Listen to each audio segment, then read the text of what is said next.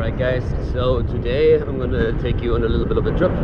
So a normal Saturday ride, nothing too special.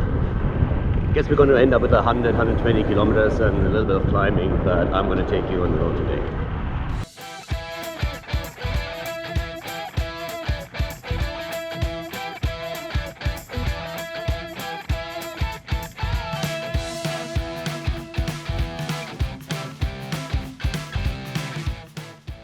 Alright, now that you met a couple of the people that we're riding with, we're usually around 10 to 20 people. And this is pretty early in the ride here. You can see we're now 21 kilometers in, and this is one of the problems if you try to record some footage of the entire group. You all of a sudden find yourself all the way at the back and have to work your way forward slowly. So over here we're just like trying to get the whole ride rolling. I mean, you can see on the elevation profile to the top right that we still have most of the climbing ahead of us, but this is just a little bit of an early pull that especially Martin at the front has set up, and I'm currently just bridging the gaps as best as I can. But this is one of those intermediate things where we are riding from Moncada over to Bétera. And it's actually a pretty cool segment in the middle of nowhere. A couple of additional cars this weekend, I'm not quite sure why, but as you can see we are actually putting quite a little bit of power down. I bridged the gap so far completely until I connected with the first two riders, and I think right now I'm going to take over for Martin for just a little bit to take a pull myself. And we're going to talk about some of the basics of cycling, I suppose, later on in the video. Especially since in the last few videos some people have asked me to elaborate on a few of these things a little bit more. So here's actually a really good example of pulling. So right now I'm at the front and trying to pull the entire team, and you can see how the rest of the guys are currently going past me here. So this is pretty much when you're setting up a rotation. There's 3 of them that try to work now in front of me, and I'm slotting in behind them. There's still a couple of additional riders behind me, but they are not going to share the work with us up at the front. But rotations like this is something that you will see quite a lot, because the guy that is riding all the way up at the front and pulling the team is doing a lot more work than everybody else behind him. Usually you say that if you are riding behind someone, you save around 30% of the effort that he's putting in. So it's a pretty significant difference here.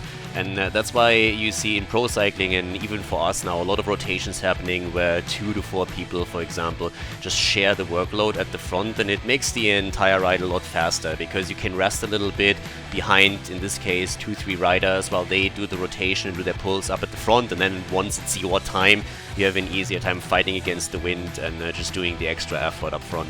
And we had a couple of really strong people with us on this ride, so it turned out to be a pretty quick one, especially on the way to Pico del Aguila, which is the main climb that you see on the elevation profile.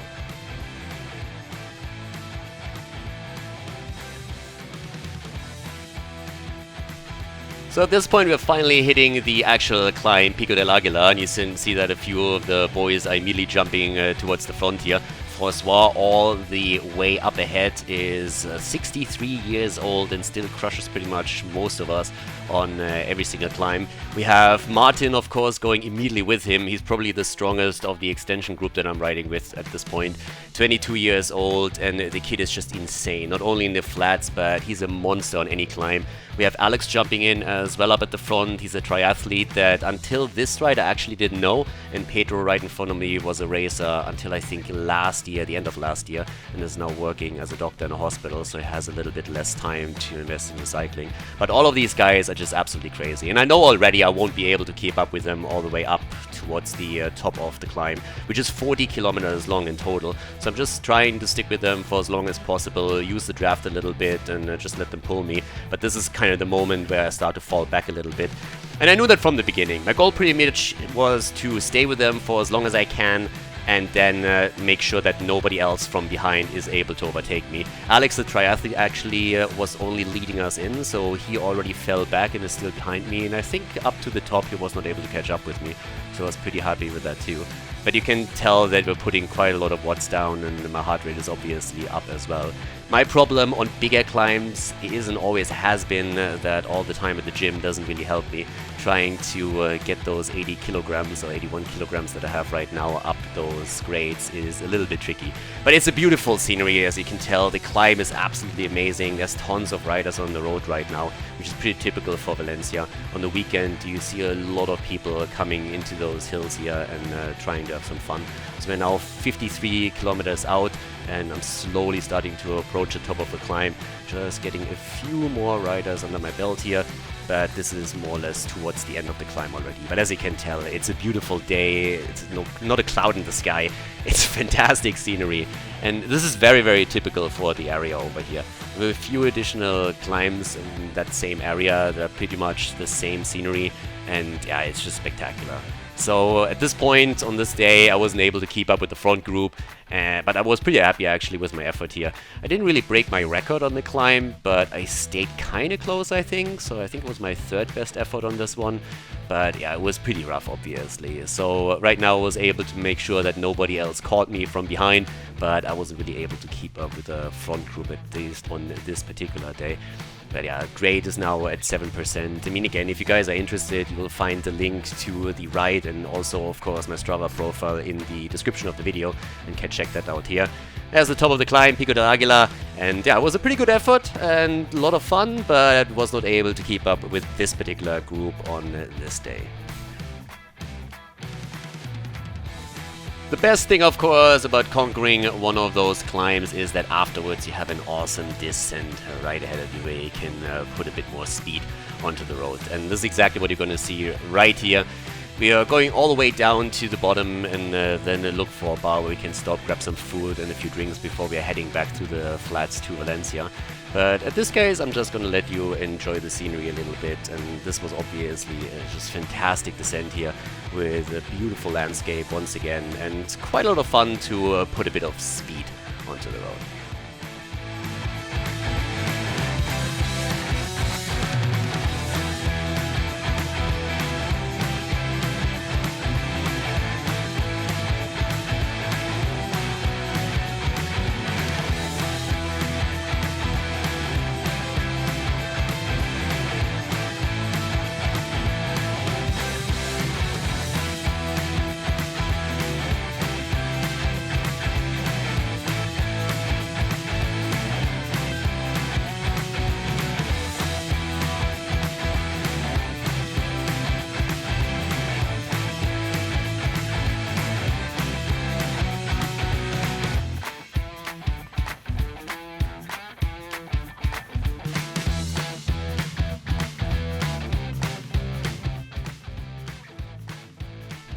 So directly after the descent, we made our way into Segorbe, which is one of the small towns on the other side of that little, I don't want to call it a mountain range, but those hills.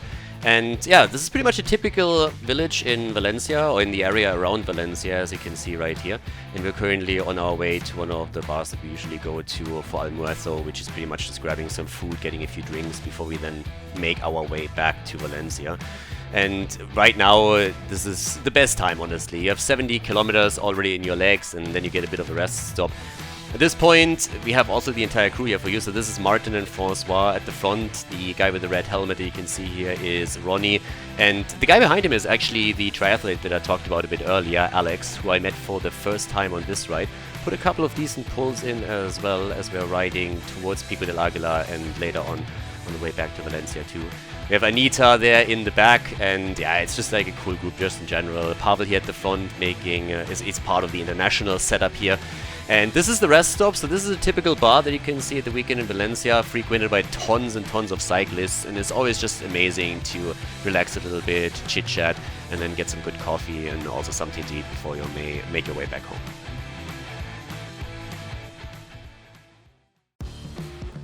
As expected, once that we are done with the Almuerzo, had some bocadillo and also cremallette, we headed back to Valencia through the flats. Mostly flats, a couple of small climbs as you can see here. And it escalated pretty quickly. The ride got very, very fast, very quickly, and we had the same group all the way up at the front. So mostly Martin, myself, and Pablo pulling, and especially Martin just setting a punishing pace. This guy is an insane beast, and honestly, I can't wait for him to start racing next year. I hope he does, because he's definitely strong enough. So right now, up on those small climbs, you can see that everybody is already again at 400 or 500 watts over here. Heart rate alone should probably tell you how exhausting all of this was. I'm at 192 beats per minute, and I think later on I'm spiking up to 198 or something. You can check out all the details in the right description if you're interested. As I mentioned before, the link is in the video description here. But we're now roughly 90 kilometers into the ride, and we're gonna end this one at 135. But over here, Martin is still pulling, and right now Pedro is actually saying, alright, I'm gonna take a pull too. I'm actually trying to stay behind him, but Stannis at this point cuts in and jumps behind him, so it doesn't allow me to slot in there. So now Martin and me are caught behind Stannis, which is a little bit unfortunate, because Stannis is usually not pulling at the front and is now in a position where he's pretty much blocking Martin and me from taking over for Pedro at some point and helping him out there. And I actually think that at this point he's also going to blow up at the top of the climb there pretty quickly. But either way, this is obviously now pretty rough.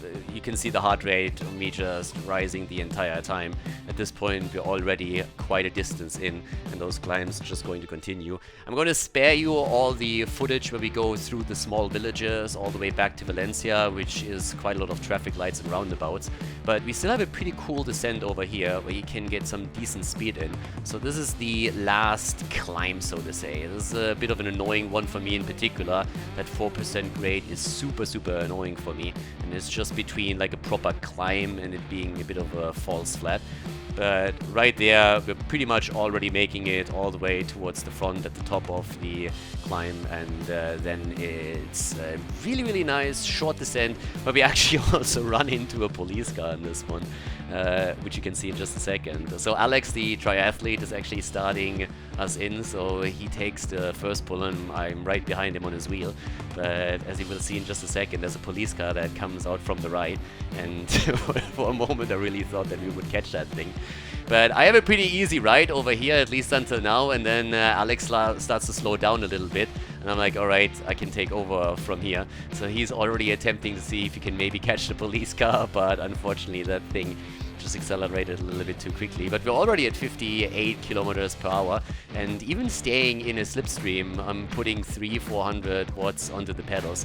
But at this point, he's starting to slow down slightly, and I know exactly that I can put a few more watts in there. This is exactly where I usually excel, so I can put some decent power down, can get a bit of speed in, and a few of the others are currently jumping straight behind me. We lost a few at the top there, but again, the ride down there is pretty much the end of the ride as well, and it's kind of a roundabout where we usually stop, so we're gonna wait there for the rest of them. But I think, yeah, here they actually start to come past me again. The problem here is I actually sprint after them, nearly 900 watts at this point, to make sure that I can keep up, but the second that I reach them, they're already slowing down at the front, so that little sprint pretty much gets me only another spot all the way up at the front where I take the wind, and then I bring us down towards the roundabout. But yeah, guys, that's it for today. So that was a typical Saturday bike ride for us here in Valencia. Hope you enjoyed it a little bit, and please leave me feedback in the comments if you would like more footage in the future, if you would like me to emphasize anything in particular, talk about something a little bit more. Feedback there is always welcome, and I hope that you enjoyed the video a little bit. Thank you very much for watching, and see you guys next time.